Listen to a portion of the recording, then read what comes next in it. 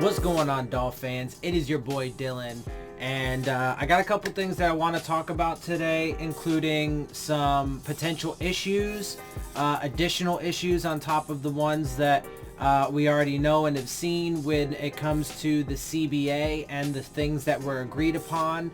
Most notably and in specific today, we're going to talk about some of the potential issues that could come about with the 17 game schedule, the way it's supposed to play out going forward, which is supposed to go into effect in the 2021 season, not this year, but next year. This year they have expanded the playoffs to 14 teams, with only the top seed having a first round bye, etc., etc. So that went into effect this year, and that we should expect to see that if there is in fact a 2020 season to be played. And the 17 game schedule is expected to go in to effect next season for the 2021 season. Additionally, I do also want to talk about a little bit more about the draft, because the NFL has plans for that, so I want to talk about that as well. But let's go ahead and get into first the CBA stuff and the stuff from that, right? So obviously we already know that there's still an ongoing dispute amongst players and so on and so forth. I think it was Eric Reed put in some kind of dispute or claim or something like that, that there was something wrong with the vote and it shouldn't have passed. I can't remember off the top of my head what it was that he was saying. I read the articles. I was gonna make a video on it, but that was like the only... Anyway, so I forgot to. And so there's that, and obviously there's tons of players, including a bunch of key big names out there that JJ Watt and Aaron Rodgers. A bunch of people have a bunch of players, prominent players, have spoke up against it, and so there is still a bit of a battle on that front. However, and of course the players, they don't one of their chief issues is the 17 game schedule to begin with.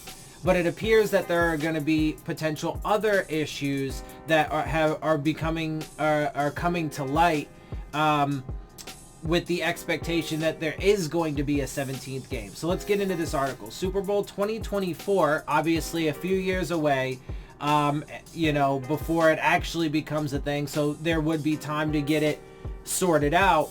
But some of the complications here are interesting and do need to be thought about. Anyway, Super Bowl 2024 location might have to change, as 17 game schedule could create conflict in the host city. The city of New Orleans is currently scheduled to host Super Bowl 58, but that's something that might have to change due to a potential conflict caused by the NFL's decision to expand the regular season to 17 games. Now, real quick, let's just note that if they had to change the schedule, obviously New Orleans would not be happy about that. So, on that side of the argument, they'd be like, well, why should we have to give up having the Super Bowl here in New Orleans just because you greedy fucks want to expand the game schedule just so that way, you can make millions upon millions more dollars, etc., right?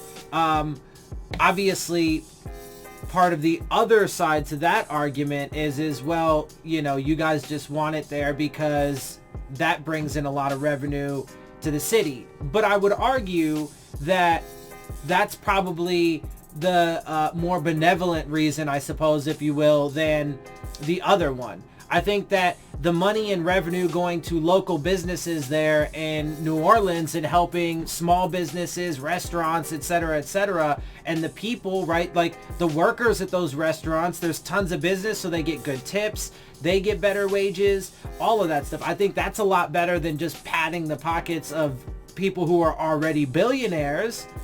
But I suppose there are technically arguments on both sides of that. But there is that, right? So New Orleans obviously wouldn't be, but any city, right? Whether if it's the Dolphins, right? If let's say, for example, this past season, the Super Bowl was in Miami. What if, there were conflicts because of some rule change or whatever that the NFL wanted to make, the NFL and the owners wanted to make, purely because they just want to get richer, and then the hosting city then is forced to not be able to host anymore, and then they lose out on all that that revenue, etc. It's not fair. It's not a fair trade at all from my perspective. So there is that potential issue already, right? Let alone the rest of the stuff we're about to get into. So by the time Super Bowl 58 is played in February 2024, the league will have almost certainly already expanded the schedule, which means the date of Super Bowl will likely be pushed back 1 week. Instead of kicking off on February 4th, the game will happen 1 week later, February 11th. The problem for New Orleans is that the later date would conflict with the city's biggest annual event, Mardi Gras. The date of Mardi Gras changes every year because it's tied to the date of Easter, and in 2024, Fat Tuesday will fall on February 13th, with many events scheduled to happen the same weekend as the Super Bowl. Basically, it's not clear if New Orleans is big enough to host both events at the same time, which is why there might have to be a change. And again, from the city of New Orleans and all the residents, etc., they would love to be able to have the two separate events, right? The week before that, have the Super Bowl, which it would be that way if it was left the way it is, the 16 game schedule. They would have the Super Bowl the one weekend, and then they would have Mardi Gras the next weekend. There would be two power-packed weeks for the city of New Orleans, and they would all love that. That would be great for the city. It would be great for small businesses, restaurants, etc., the tourism there. It would be great for the people who work in those industries, etc., etc. But now they might lose out on that altogether because of this. So, honestly, for me, you guys already know that, I don't agree with this CBA because I think it's just breadcrumbs to the players, and I don't think that just so that way, the NFL and the owners just can get richer. They're already billionaires. Why do they need to get richer? But anyway, so I already don't agree with it in the battle between, the NFL and the owners versus the players. I take the side of the players, and obviously some players, a good amount of players, in fact, voted for it. I do think a lot of those players were probably ill-informed, don't really understand this stuff, didn't read it, etc., etc. And there are other issues as well, but I personally believe it's not a good deal for them. So in that battle between the players and the power structure, I definitely side with them. But then additionally, this is obviously going to then cause additional problems for that host city. I mean, they already have it. It's already been assigned to them. So why should they have to give it up? Why should, the city of New Orleans have to give it up because the NFL wants to be greedy? And then, you could say, okay, some other city's going to get it, and then they could, get the extra business and stuff. Yeah, but New Orleans already has it. The 2024 Super Bowl is they already won, right? Because it's essentially you have to bid on it, or essentially, right? You have to have an updated stadium, and you have to give away an away game, a home game to play in London or something like that, right? So, or I suppose, Mexico City now that we're playing there as well. But, in a broad game, you have to give up a home game for that. So you have to essentially bid for it. And the Saints did that. They did that. So why should they have to give it up? Anyway, so Saints spokesperson Greg Bensel said the team was well aware of the potential conflict when the bidding for Super Bowl 58 went down in 2018. Well, in that regard, the Saints brass, the people who were in charge of that, it's their fault then. I still side on the side of, the people and the businesses and the workers that work in those industries in New Orleans.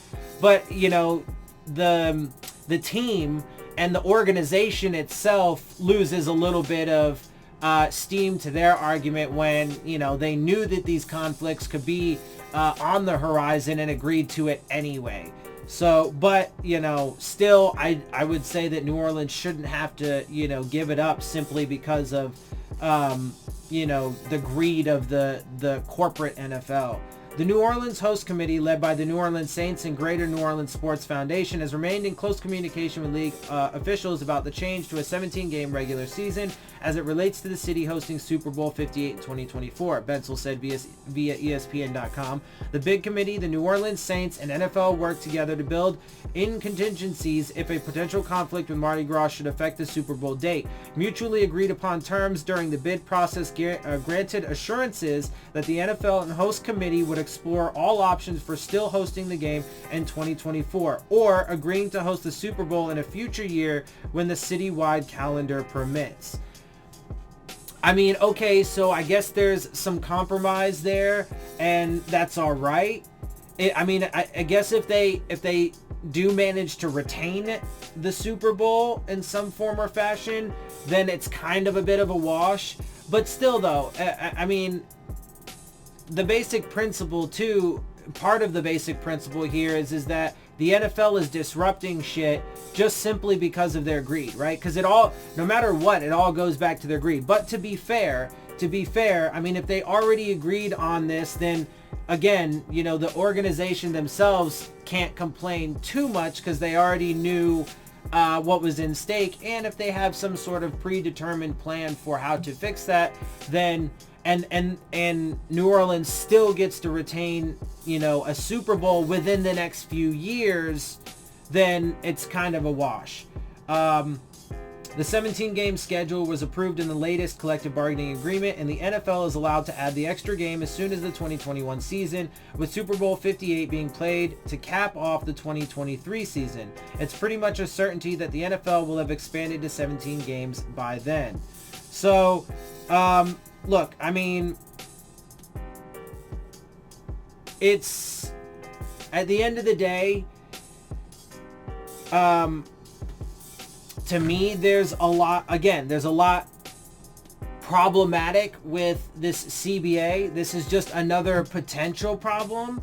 I mean, it does, again, to be completely fair, it does, at least as of right now, it's something that obviously will have to be, you know, monitored as things go on. But also too, you know, keep in mind though, like there's supposed to be a Super Bowl this season and this next season, right? But what if there's no 2020 season? And then, you know, that city doesn't get to host it. Well, then would they push the Super Bowl orders back a year, right? So then whoever is supposed to host it this year, would they then get it in 2021 and then et cetera, et cetera? So, I mean, there's a lot of complications and a lot of things that are going to go into it and factors that we don't yet know. So we'll have to keep an eye on it and see how it progresses. But it is a potential conflict, and it didn't need to happen to begin with. And again, it all stems from, you know, the greed of the NFL. Anyway, so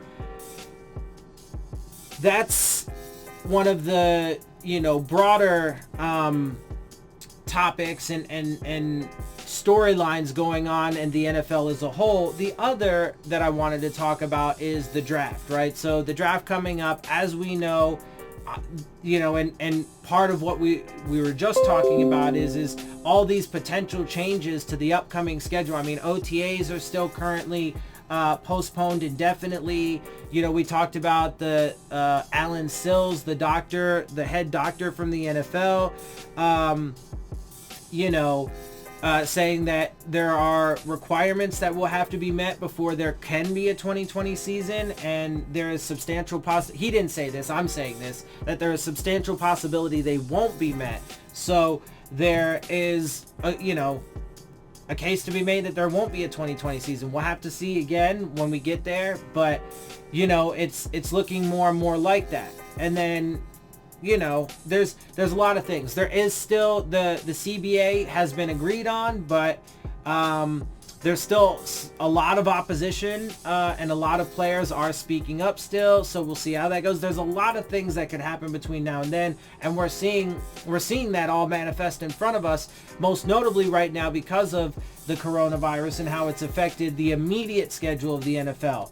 But the NFL does intend to conduct the draft, as you know we've been talking about, and as I've mentioned, even if there is no 2020 season, I do still think that the NFL should hold the draft. I think it's the right decision to say that you're not going to have a live audience with a bunch of people packed in a room or whatever. That's obviously the right call.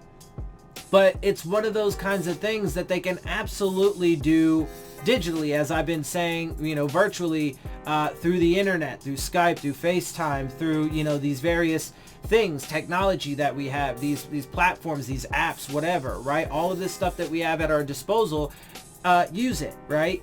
And that does appear to be the route that they are going, but that makes sense, right? And I get it, right? I get the NFL does want to hold, one of their biggest events. They don't want to cancel that. So as much as I will always argue that the greed of corporations should never supersede, the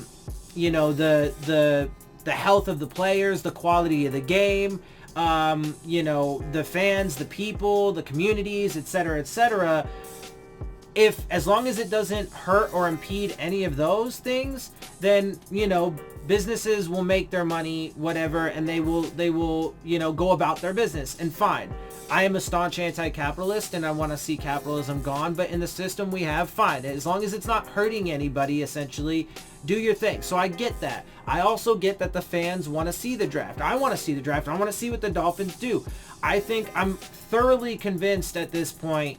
And again, every day that goes by, I'm getting more and more convinced with articles that I read, etc., that the Dolphins are going to move up to the number 1 spot. They'll package away a fucking chunk of picks, potentially as much as all of our first rounds from this year, first round picks, and possibly even a second on top of it. And so, but we'll see, right? We don't know yet, and it hasn't played out. I mean, there is a possibility, even though I personally think it's exceptionally small, that they trade back, right? And they certainly could stay where they're at number 5 and, pick a player there, whatever, right? So there are obviously a million different ways that this could play out. It also depends on what the other teams do around us, etc., etc., etc. And the draft is still, 20 days away, 19 days away. So we have to wait to actually find out, but I want to find out. I want to know, right? And so, and especially because right now, being that I'm stuck at home, what the fuck else do I have to do, right? So that's another thing. I get that there's going to be tons of people to watch it. So I get both sides, and everybody wants to see it. I do understand also the objections to it from GMs and stuff like that, because their doctors aren't going to be able to see players. They can't. But at the same time, that I believe is kind of negated by the fact that you can still FaceTime players, and they've been doing that. There have been reports that teams are FaceTiming players, etc., etc. So I get it. I get all the sides of it, all the arguments. At the end of the day, with the ability to broadcast it virtually over the internet, I would say that put on the fucking draft, and then, even if there is no 2020 season, because, or even more, honestly, if for some reason there isn't, which there's a likelihood of, and it would be due to the coronavirus, if that happens, then this will be the last major event for the NFL. So from the business aspect, if there's no games to be played and shit, then they are absolutely going to lose a lot of money. So, they might as well get it in, right? Even more so. So I get all of that. And so put it on. So let's see what it is that they're actually planning. NFL teams preparing to conduct 2020 draft from home, not at facilities, which makes sense. So they're setting up little command centers, at people's houses. They'll all do it remotely, whatever. They'll all patch into together, conference calls, and in the war room, they'll do conference calls, and then reporters will probably FaceTime with the owner, or I mean the owners and of the teams and the head coaches after they make their picks, and they're already so let's get into it a little more. NFL teams are reportedly preparing to have their personnel conduct the 2020 draft from their homes because of the coronavirus pandemic. Smart, absolutely smart. And this is, again, what I think they should do. Per ESPN's Adam Schefter, high-level officials from multiple teams are preparing for this year's virtual event to require them to have personnel involved from home rather than having a large group of people at their facilities. Totally makes sense. Keep people safe. Stay home. The report comes in the wake of NFL Commissioner Roger Goodell issuing a memo to all 32 teams on March 26th, informing them that the draft will go on as scheduled, but would require significant changes since it couldn't take place in a public venue. On Thursday, the NFL issued another memo to teams informing them they could conduct the draft at their facilities if it is decided that hosting at a facility is both safe and legally compliant. Goodell ordered, okay, it's good that they're saying that it has to be safe and, legally compliant, but just do it at home, man. I mean, that's the safe bet, and it makes the most sense, etc. Goodell ordered all team facilities to be closed with limited exceptions until at least April 8th because of restrictions stemming from the pandemic. Schefter noted the NFL's general manager subcommittee recommended delaying the draft because teams won't have time to conduct physicals, psychological exams, and obtain additional information about prospects. The 2020 NFL draft will take place from April 23rd to the 25th. So like I said, I get that. But they have tons of tape on guys. They can FaceTime them to be able to, the biggest thing is that they won't be able to give them physicals. There's no more pro days. But at the same time, that's also vastly lessened because as an issue because of the technology. Look at Tua, right? He put out a video of him working out with him and a couple people that are close to him. So they were apparently, they wanted to do that. I would assume they were taking some kind of precautions. They weren't wearing masks or anything, but whatever. Anyway, point is, people are trying to be safe but still conduct business, and there are safe ways to go about it. And as long as they do that, and all of the vast majority of this stuff is done virtually, which is easily done in this world of technology, then absolutely go on with it. Make sure that the draft goes on as planned, and and then we'll go from there, honestly, because right now there is just so much up in the air. There's so much up in the air. And obviously, and as a final note, before I head out here, there are things bigger than football. So